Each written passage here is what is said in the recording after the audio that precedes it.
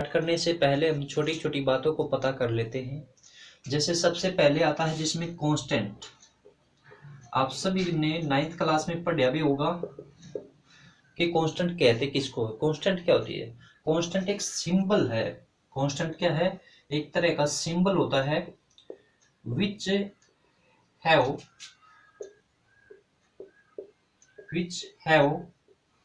Fixed numerical value. जो constant होते हैं वो सिंबल है, एक तरह के सिंबल होते हैं which have fixed numerical value, जिनकी न्यूमेरिकल वैल्यू फिक्स होती है। जैसे एग्जांपल के तौर पर देखें तो जैसे 2, 3, -5, 1/2 etc। All these are constant. ये एक तरह के सिंबल हैं। ये 2 सिंबल है, इसकी फिक्स्ड न्यूमेरिकल वैल्यू है, इसके ये 2 है तो 2 ही है। ठीक है, तो ये कांस्टेंट होते हैं। फिर सेकंड जो बात आती है वो आती है वेरिएबल के बारे में। वेरिएबल भी एक तरह का सिंबल ही होता है। वेरिएबल भी एक सिंबल ही है, but which assigned with different numerical values, जो अलग अलग, जिसकी ये भी एक तरह का सिंबल ही होता है, लेकिन इसकी जो न्यूमेरिकल वैल्यू है वो क्वेश्चन दर क्वेश्चन बदलती रहती है, चेंज होती रहती है, कंडीशन के आधार पर अलग अलग आती है, इसकी वैल्यू चेंज होती रहती है। इनको ये हम अपने जो हमारे इंग्लिश के अल्फाबेट होते हैं उनमें से किसी को भी मानते हैं। ज्यादातर हम यूज कर लेते हैं XYZ ABC इनको। ठीक है, तो ये XYZ ये एक तरह के सिंबल हैं, लेकिन इनकी वैल्यू फिक्स नहीं है। ये क्वेश्चन हर क्वेश्चन में वेरी करती रहेगी, बदलती रहेगी, तो इसलिए इसको वेरिएबल कहते हैं। फिर नेक्स्ट टर्म आती है हमारे सामने algebraic expression. Algebraic expression, algebraic expression क्या होता है? एक कॉम्बिनेशन होता है। ये क्या है? एक कॉम्बिनेशन है। किस चीज का combination? Combination of constants and variables. ये कांस्टेंट्स का और वेरिएबल का कॉम्बिनेशन होता है विद सम और all operations, plus minus multiply divide. जब हम कांस्टेंट्स पर और वेरिएबल पर, ये जो हमारे 4 ऑपरेशन है, इनमें से कोई भी ऑपरेशन सम 1 या 2 कुछ या फिर चारों ऑपरेशन लगा के जब लिखते हैं, दोनों को, कांस्टेंट को और वेरिएबल को, इनका कॉम्बिनेशन करके लिखते हैं, तो वो जो फॉर्म बन के आती है उसको कहते हैं अलजेब्रिक एक्सप्रेशन। जैसे मैंने कोई यहां से वेरिएबल ले लिया, जैसे मैंने y, अब मैं इस पे ऑपरेशन लगा दिया मैंने माइनस का, और एक यहां से कांस्टेंट ले लिया मैंने 3, तो y-3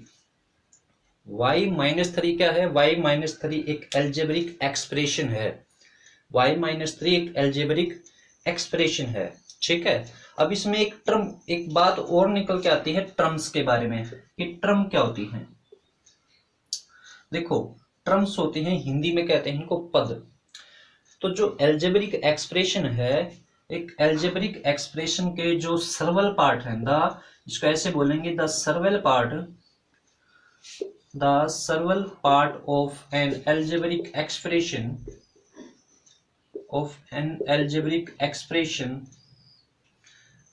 bye plus and minus sign. देखो, किसी भी अलजेब्रिक एक्सप्रेशन में जो सर्वल पार्ट, मतलब पार्ट्स को अलग अलग करता है, कौन?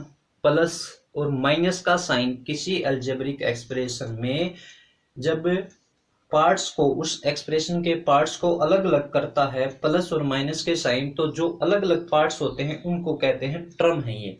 जैसे यहाँ पे ऊपर लिख रखा है मैंने y-3। अब ये जो y-3 है, इसमें ये माइनस का साइन है, इस माइनस के साइन ने 2 टर्मों को अलग अलग कर दिया। जैसे y को अलग कर दिया, 3 को अलग कर दिया, तो y एक टर्म है, 3 एक टर्म। तो इस एक्सप्रेशन के अंदर 2 टर्म्स हैं। ठीक है, एक एग्जांपल और ले लेते हैं, जैसे 3x - y + 4। ये मैंने एक एग्जांपल लिया। अब आप ये बोलो कि ये जो 3 और x है, इन दोनों के बीच में कौन सा ऑपरेशन लगाया गया है? 3 और x के बीच में यहाँ पे हमने मल्टीप्लाई का ऑपरेशन है, 3x। तो इसका मतलब ये है कि ये 3 और x आपस में दोनों एक दूसरे को मल्टीप्लाई में है, प्रोडक्ट में है। तो 3x के ऊपर हमने मल्टीप्लाई का ऑपरेशन लगा रखा है, but 3 and x are not a term. ये दोनों अलग अलग टर्म नहीं है, इन दोनों से मिलकर एक टर्म बनती है। कहीं आप ये मत कहियो कि 3 एक टर्म है, x एक टर्म है, तो यहीं पर 2 टर्म होगी। ये 2 टर्म्स नहीं, ये एक ही में काउंट करेंगे, क्योंकि जो टर्म होती हैं वो डिफरेंट होंगी, वो उनका पार्ट होगा, वो सेपरेट होंगी, वो अलग होंगी। किसके से अलग होंगी? प्लस माइनस का साइन बताएगा, डिवाइड का और मल्टीप्लाई का साइन आपको नहीं बताएगा कि कितनी टर्म्स आई है। ठीक है, तो यहाँ पे ये एक टर्म है, ये एक टर्म है, ये एक टर्म है, क्योंकि यहाँ माइनस का साइन करे है ना इनको अलग अलग, सेपरेट तो माइनस और प्लस के साइन ने किया है, तो ये तो अलग नहीं कर रहे इनको, मल्टीप्लाई अलग कहाँ करी है इनको, ये तो ऐसे कर रखे हैं। तो ये एक टर्म है, ये एक टर्म है, ये एक टर्म है, यहाँ तो यहाँ पे 3 टर्म्स आई हैं। ठीक है, तो ये 3 टर्म्स है। क्लियर है? ये है कांस्टेंट के बारे में हो गया, वेरिएबल, अलजेब्रिक एक्सप्रेशन, टर्म। एक बार फिर देख लेते हैं कांस्टेंट क्या होती है। कांस्टेंट एक सिंबल होता है जिसकी फिक्स्ड न्यूमेरिकल वैल्यू होती है, उसको कांस्टेंट कहते हैं। एग्जांपल के तौर पर जैसे 2, 3, -5, 1/2 etc। वेरिएबल, ये सिंबल विच है assigned with different numerical value, इनकी भी न्यूमेरिकल वैल्यू ही निकलती है, बट ये क्या होती है, इनकी वैल्यू वेरी करती रहती है, चेंज होती रहती है, बदलती रहती है बार बार। नेक्स्ट है algebraic expression. Algebraic expression constant का और वेरिएबल का दोनों का कॉम्बिनेशन होता है। किसके साथ? हमारे बेसिक ऑपरेशन के साथ। बेसिक ऑपरेशंस प्लस माइनस गुणा भाग है, इनके साथ जब हम कॉम्बिनेशन करते हैं कांस्टेंट का और वेरिएबल्स का, तो हमारे को जो फॉर्म प्राप्त होती है, जो फॉर्म मिलती है, उसको कहते हैं कि ये अलजेब्रिक एक्सप्रेशन है। फिर जो अलजेब्रिक एक्सप्रेशन होता है, फिर उसको प्लस और माइनस के साथ साइन जो हैं वो उसके पार्ट्स को सेपरेट कर देते हैं, अलग अलग करते हैं। कौन? प्लस का और माइनस का साइन किसी अलजेब्रिक एक्सप्रेशन के पार्ट्स को अलग अलग करते हैं, तो जो अलग अलग पार्ट होते हैं उनको टर्म कहते हैं। ठीक है, तो यहां तक आपको उम्मीद करता हूं बात समझ में आई होगी। तो नेक्स्ट इससे चलते हैं, फिर आता है हमारा पोलिनोमियल। टर्म्स के बाद अब पोलिनोमियल की बात करेंगे।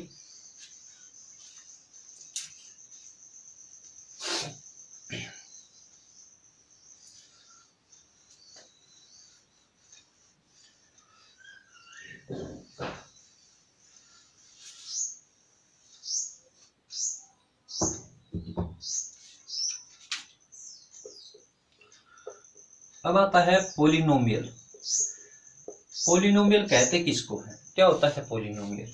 देखो, polynomial is also an algebraic expression. ये भी एक अलजेब्रिक एक्सप्रेशन ही होता है। It is an algebraic expression. It is an algebraic expression in which variables involved with non-negative integral powers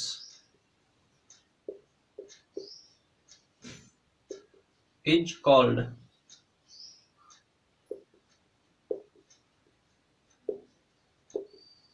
polynomials. तो ये कह रहा है कि पोलिनोमियल क्या होते हैं कि ये भी एक अलजेब्रिक एक्सप्रेशन ही है जिसमें जो वेरिएबल होते हैं वो इन्वॉल्व होते हैं, वो मिले हुए होते हैं। किसके साथ? उसकी जो नॉन नेगेटिव इंटीग्रल पावर होनी चाहिए। कभी भी आपको ना वेरिएबल्स की जो वेरिएबल, जैसे मैंने कोई लिखा जैसे 2x + 5 लिख दिया, तो यहाँ पे वेरिएबल 2 तो एक कांस्टेंट टर्म है, 5 भी कांस्टेंट है, but x is a variable. तो इस वेरिएबल को आपने ध्यान से देखना है, इस वेरिएबल की जो पावर है वो नॉन नेगेटिव इंटीग्रल पावर होनी चाहिए। ठीक है, नॉन नेगेटिव इंटीग्रल पावर का मतलब है इसकी पावर 1, 2, 3 बेसिकली यही होनी चाहिए। इनसे अलग नहीं। अगर आपके सामने अगर मैं इसकी पावर ऐसे लिखता हूं 2√x+5 then it is not a polynomial, but ये एल्जेब्रिक एक्सप्रेशन रहेगा। एल्जेब्रिक एक्सप्रेशन तो है बट पोलिनोमियल नहीं है, ठीक है। एल्जेब्रिक एक्सप्रेशन तो है लेकिन ये एक पोलिनोमियल नहीं है, बिकॉज यहाँ पे वेरिएबल की जो पावर है वो रूट में आ गई है। अब रूट आपको पता होगा, ये रूट की वैल्यू कितनी होती है 1/2। ये रूट जो है 1/2 के इक्वल होता है, तो x की पावर यहाँ पे मैं 1/2 भी लिख सकता हूँ। हमने बोला इंटीग्रल पावर होनी चाहिए, तो इसलिए इसकी पावर इस तरह से हम काउंट नहीं करेंगे। ना ही नेगेटिव पावर मान लेनी है आपने, x की पावर -1 है तो भी हम बोलेंगे कि ये पोलिनोमियल नहीं है, ठीक है। क्लियर है? तो ये है ये पोलिनोमियल के बारे में। अब पोलिनोमियल के हमने आगे इसको बांट रखा है। जो हमारा यहाँ पे वेरिएबल है ना, इस वेरिएबल की जो पावर है, ये जो एल्जेब्रिक एक्सप्रेशन जो हमने लिखा, इसमें जो ये वेरिएबल आया है इसकी जो पावर है उसके बेस पर हमने पोलिनोमियल के 3 पार्ट्स किए हैं, सॉरी 4 कह सकते हैं, और बहुत सारे भी हैं। तो हमने उसको डिग्री, इसकी जो पावर होती है उसको कहते हैं डिग्री। डिग्री के बेस पर हमने इसको बांटा है। डिग्री क्या होती है? What is the degree? Degree of the polynomial, degree of the polynomial, ये होती है द हाईएस्ट पावर। क्या होती है? The highest power of the variable in an algebraic expression. किसी एल्जेब्रिक एक्सप्रेशन में वेरिएबल की हाईएस्ट पावर को डिग्री कहा जाता है। उस वेरिएबल, उस पोलिनोमियल की डिग्री कहते हैं। जैसे हमने यहाँ पे लिखा, कोई भी पोलिनोमियल लिख रहे हैं हम, कोई भी एल्जेब्रिक एक्सप्रेशन यहाँ पे इन पोलिनोमियल कर देते हैं, इन पोलिनोमियल, ठीक है। तो highest power of the variable in the polynomial, किसी भी पोलिनोमियल में कोई भी पोलिनोमियल होना चाहिए, वहां पर जो वेरिएबल होता है उसकी हाईएस्ट पावर को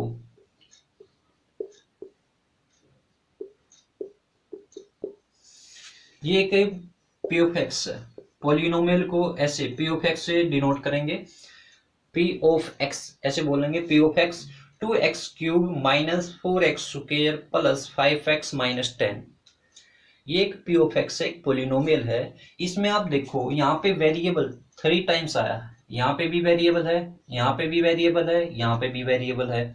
तो वेरिएबल 3 जगह आया है। आपने वेरिएबल को ये नहीं देखना 3 जगह आया कितनी जगह आया, आप ये देखो वेरिएबल की हाईएस्ट पावर कितनी है। यहाँ पे वेरिएबल जो है इसकी पावर है 1, इसकी पावर कितनी है 1। यहाँ पे जो वेरिएबल है इसकी पावर है 2, और यहाँ पे जो वेरिएबल है इसकी पावर है 3। तो हाईएस्ट कौन हुआ? सबसे बड़ी पावर कौन सी हुई? 3। तो अगर आपसे कोई पूछे what is the degree of this polynomial, तो इस पोलिनोमियल की डिग्री हाईएस्ट पावर कितनी होगी? 3। तो इसकी डिग्री भी कितनी हो जाएगी? 3। क्लियर है? The highest power of the variable in the polynomial is known as degree of that polynomial. ये उस पोलिनोमियल की डिग्री हो जाएगी। क्लियर है? तो ये डिग्री। अब डिग्री के बेस पर अगर किसी पोलिनोमियल की डिग्री हाईएस्ट पावर, किसी भी पोलिनोमियल में अगर वेरिएबल की हाईएस्ट पावर अगर 1 आती है, या फिर ये कहें कि अगर किसी पोलिनोमियल की डिग्री 1 हो तो उसको कहते हैं कि ये कैसा पोलिनोमियल है? ये लीनियर पोलिनोमियल है। उसकी जनरल इक्वेशन होती है ax + b, ठीक है, ax + b। क्लियर? तो नेक्स्ट है, अगर किसी की डिग्री 2 आती हो तो उसको कहते हैं कि ये कैसा पोलिनोमियल है? ये क्वाड्रेटिक है। ये कैसा पोलिनोमियल है? ये क्वाड्रेटिक पोलिनोमियल है। उसकी जनरल इक्वेशन होती है ax², क्योंकि अब डिग्री 2 है तो हाईएस्ट वेरिएबल की पावर तो 2 ही होगी। ax² + bx + c, ये इसकी जनरल इक्वेशन है। 3 वाले को कहते हैं कि ये क्यूबिक पोलिनोमियल है। ये कैसा पोलिनोमियल है? क्यूबिक पोलिनोमियल है। इसकी जनरल इक्वेशन होती है ax³ + bx² + cx + d, ठीक है। फिर 4 वाला जिसकी डिग्री हाईएस्ट डिग्री, या जिसके ये बोले कि जिस पोलिनोमियल की डिग्री 4 होती है, उसको कहते हैं, उसका नाम रखा जाता है बाई क्वाड्रेटिक पोलिनोमियल। ठीक है, तो यहाँ पे उसकी जनरल इक्वेशन होगी ax की रेज़ टू पावर 4, क्योंकि डिग्री 4 है तो वेरिएबल की हाईएस्ट पावर 4 होगी। ax4 plus bx cube plus cx square plus dx plus e। तो ये है, तो ये इनकी जनरल फॉर्म है। अगर डिग्री 1 है तो उसको लीनियर पोलिनोमियल कहते हैं, अगर डिग्री 2 आती है तो क्वाड्रेटिक पोलिनोमियल होता है, 3 है तो क्यूबिक पोलिनोमियल होता है, 4 है तो बाई क्वाड्रेटिक पोलिनोमियल होता है। क्लियर है? ये तो हमने बांट दिया इनको डिग्री के बेस पर। पोलिनोमियल का डिवीजन किया हमने ये डिग्री के बेस पर। एक दूसरा भी डिवीजन होता है, वो कौन सा होता है? वो होता है टर्म के बेस पर, कि कितनी टर्म आई है, किसी पोलिनोमियल में कितनी टर्म है। तो देखिए, अगर किसी पोलिनोमियल में सिंगल एक ही टर्म होती है तो उसको कहते हैं कि ये कैसा है? मोनोमियल है। कैसा है? मोनोमियल। आपने ये 9th क्लास में पढ़े होंगे, बिल्कुल पढ़े होंगे, है वहां पे भी। तो अगर किसी पोलिनोमियल में सिंगल वन टर्म है, अगर किसी पोलिनोमियल में वन टर्म है तो उसको कहते हैं कि ये मोनोमियल है। ये कैसा है? मोनोमियल है। अगर किसी में 2 टर्म्स आई है तो उसको कहते हैं कि ये कैसा है? बाइनोमियल है। कैसा है ये? बाइनोमियल है। अगर किसी में 3 टर्म्स आई हैं तो उसको कहते हैं कि ये ट्राइनोमियल है। ये कैसा है? ये ट्राइनोमियल है। अगर ऐसे, अगर 3 से ज्यादा है, 5 है, 6 है, 7 है, अगर ऐसे ज्यादा आती हैं तो फिर उनको एक कॉमन नेम देते हैं एन पोलिनोमियल। ठीक है, उसको क्या नाम देते हैं? N polynomial. यहाँ पे एन का मतलब है उसकी जो भी जितनी भी उसमें टर्म्स हो वो वैल्यू यहाँ पर डाल दो और पोलिनोमियल उसमें पीछे लगा देंगे। ठीक है, तो इस टाइप से। क्लियर है? ये बातें आपने पहले पढ़ी हैं। ठीक है, तो ये हमारा बेसिक था। अब हम अपने मेन टॉपिक पर आते हैं कि पोलिनोमियल के बारे में। यहाँ पे हम जो हमारा सेकंड चैप्टर जो हमारा है पोलिनोमियल, उसमें हम बात करेंगे केवल किसकी? क्वाड्रेटिक पोलिनोमियल्स की। ठीक है, हाँ, एक दो हल्का फुल्का क्वेश्चन क्यूबिक पोलिनोमियल में भी आएगा, लेकिन उसको भी देखेंगे, और लीनियर पोलिनोमियल भी है। तो एक बार फिर से देख लेते हैं। जो मैंने आपको डिग्री के बेस पर लीनियर पोलिनोमियल बताया था, उसकी जनरल इक्वेशन मैंने बताई थी आपको ax प्लस बी। क्लियर? ये जो लीनियर पोलिनोमियल है इसकी जनरल इक्वेशन है ax प्लस बी। यहाँ पे ये कंडीशन है कि ये जो a है ये आपका 0 नहीं होना चाहिए। बिकॉज क्यों नहीं होना चाहिए 0? क्योंकि अगर ये इस a की वैल्यू अगर 0 हो गई तो मेरा x तो खत्म हो जाएगा, क्योंकि 0 को अगर हम किसी भी नंबर, कोई भी कुछ भी है, अगर 0 की उसके साथ मल्टीप्लाई करेंगे तो वो 0 हो जाएगा। अगर ये टर्म ही मेरी खत्म होगी तो फिर तो ये पोलिनोमियल रहा ही नहीं, क्योंकि इसमें वेरिएबल ही नहीं रहा, ये तो कांस्टेंट टर्म होगी। ठीक है, तो इसलिए बोलते हैं कि यहाँ पे ax हमारा a नॉट इक्वल टू 0 होगा। ठीक है, अब यहाँ से अगर मेरे को कोई एक ऐसी वैल्यू निकालनी है, जीरो ऑफ द पोलिनोमियल क्या है? अपने पहले भी पढ़े हो, what is the zero of the polynomial? Zero of the polynomial.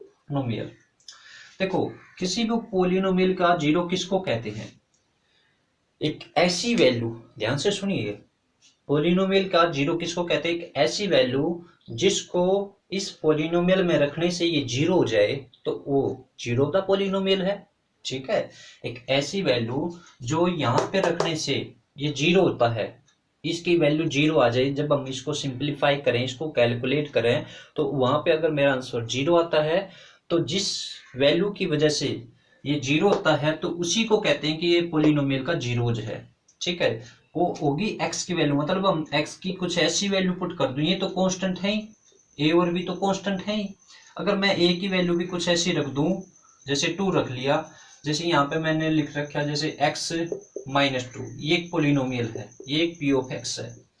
अगर मैं यहाँ पे x की एक ऐसी वैल्यू पुट कर दूं कि जिससे ये p ऑफ x मेरा 0 हो जाए, ये p ऑफ x है x माइनस 2, अगर मैं पुट x इक्वल टू 2, अगर मैं यहाँ पे x की वैल्यू 2 पुट करता हूँ, इस x की जगह पे मैंने 2 पुट कर दिया, तो यहाँ x की जगह 2 माइनस 2, तो ये क्या हो गया 2 माइनस 2 0, p ऑफ 2 क्या हो गया मेरा 0। तो किसकी वजह से हुआ, क्या x की मैंने ऐसी क्या वैल्यू रखी कि किस जिसके कारण इसका आंसर 0 आया, तो वो कौन है 2 है, तो इसलिए हम बोलेंगे 2 is the zeros of this polynomial, तो इस पोलिनोमियल का क्या हो जीरोज है। ठीक है, तो ये है, क्लियर है, ये बात समझ में आई होगी आपको। तो यहाँ पे भी ये जो लीनियर पोलिनोमियल था ए एक्स प्लस बी, यहाँ से भी हम एक ऐसी ही वैल्यू निकालना है जिससे हमें डायरेक्ट पता लग जाए कि ये इसका जीरोज है या नहीं है। तो कैसे पता करेंगे इसका एक जीरोज, इसके देखो हमको न किसी पोलिनोमियल की जितनी डिग्री होती है उसके उतने ही जीरोज होते हैं। अगर यहाँ पे डिग्री, इस पोलिनोमियल की डिग्री कितनी है, यहाँ पे डिग्री है 1, यहाँ पे कितनी डिग्री है 1 है। अगर इसकी डिग्री 1 है तो इसका मतलब इसका जीरोज भी कितना होगा, एक ही होगा। अगर यहाँ पे डिग्री 2 होती तो यहाँ पे जीरोज भी कितने होते, 2 होते। अगर यहाँ पे डिग्री 3 है तो यहाँ पे जीरोज भी कितने होंगे, 3 ही होंगे। ऐसे तो जितनी डिग्री होती है उतने ही उसके जीरोज होंगे। अब यहाँ पे डिग्री 1 है तो इसका मतलब इसका एक ही जीरोज होगा। तो मान लेते हैं कि कोई k की वैल्यू है, कोई k है ऐसा जो इसको सेटिस्फाई करता हो, तो अगर हम x की जगह पे k पुट कर दें तो देन p ऑफ x क्या हो जाएगा, मेरा 0 आना चाहिए क्योंकि जीरोज है। तो x की जगह मैंने k रखा तो p of k equal to यहाँ पे a, x की जगह पे k प्लस में b, ये 0 हो गया क्योंकि ये तो 0 आना चाहिए। तो यहाँ से a k प्लस में b, तो जीरोज क्या होगा, अब यहाँ से क्या पर है, ये प्लस बी है, इसको इधर ले आया तो माइनस बी इक्वल टू ए के, और माइनस बी अपॉन में ए इक्वल टू के, एक टर्म आ गई। तो जीरोज ये के क्या, जीरोज तो यही है ना। जैसे यहाँ पे पिछले क्वेश्चन के साथ कंपेयर करो इसको, यहाँ पे 2 लिख रखा था मैंने, ये 2 था और ये क्या बोल रहा था मैं, 2 is the zeros, so we can say that k is also the zeros of this polynomial. अगर पिछले क्वेश्चन के हिसाब से देखें तो 2 जीरोज था, तो ऐसे ही k भी जीरोज है। k अगर जीरोज है then we can say that k की वैल्यू क्या होगी, माइनस बी अपॉन ए। अब माइनस बी अपॉन ए क्या है, माइनस बी अपॉन ए क्या है, is that the coefficient of x and that is constant term. ठीक है, तो इसका मतलब हम k की वैल्यू को क्या भी लिख सकते हैं, और क्या लिख सकते हैं, k की वैल्यू को हम लिख सकते हैं माइनस b क्या है, coefficient of x divide by constant term. ठीक है, तो ये है। तो इस तरीके से अब आपको कोई भी पोलिनोमियल दे दिया जाए, जैसे मैंने आपको एग्जांपल ले रहे हूं, अब आपने इससे बिल्कुल आसानी से निकाल सकते हो। ये आपको एक तरह का फॉर्मूला मिलेगा, आपने अब वैसे जीरो पुटअप करके निकालने की जरूरत नहीं है। देखो अगर मैं आपको कोई पोलिनोमियल दे दिया, मैंने लीनियर पोलिनोमियल की बात करें 4/3 x माइनस 5, या इसको अभी ऐसे सिंपली लिख लो 4x माइनस 5, ये एक लीनियर पोलिनोमियल है। मैं कह रहा हूँ इसका जीरोज बताइए क्या होगा। तो आपने इसको ना जनरल इक्वेशन के साथ कंपेयर करो, ये हमारी जो जनरल पोलिनोमियल जो है जनरल फॉर्म के साथ इसको कंपेयर करेंगे ax प्लस बी।